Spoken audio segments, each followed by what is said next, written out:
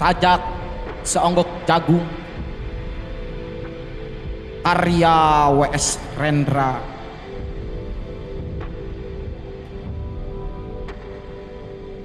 Seonggok jagung di kamar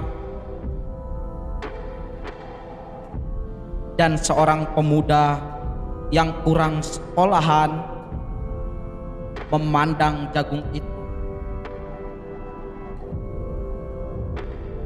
Sang pemuda melihat ladang, ia melihat petani, ia melihat panen, dan suatu hari subuh para wanita dengan gendongan pergi ke pasar.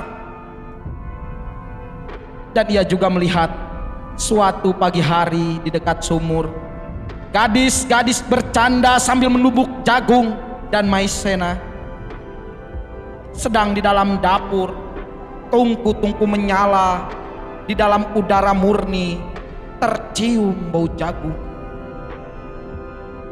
Seonggok jagung di kamar dan seorang pemuda, ia siap menggarap jagung. Ia melihat kemungkinan, otak dan tangan siap bekerja, tetapi ini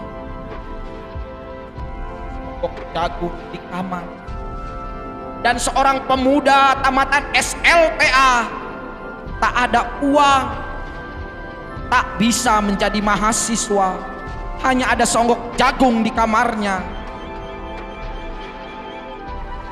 Ia memandang jagung itu dan ia melihat dirinya terlunta-lunta. Ia melihat dirinya ditendang dari diskotik. Ia melihat dirinya menjadi asli. Ia melihat sepasang sepatu Kenes di balik etalase. Ia melihat nomor-nomor lotre. Ia melihat dirinya sendiri miskin dan gagal. Seonggok jagung di kamar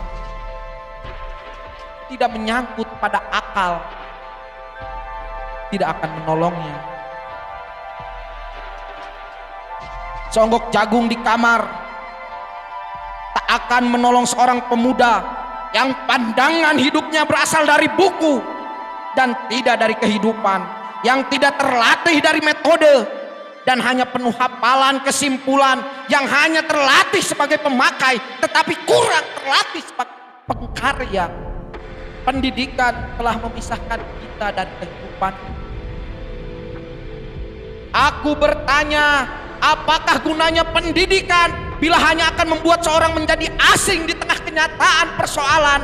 Apakah gunanya pendidikan apabila hanya mendorong seseorang menjadi layang-layang di ibu kota, kikuk pulang ke daerahnya?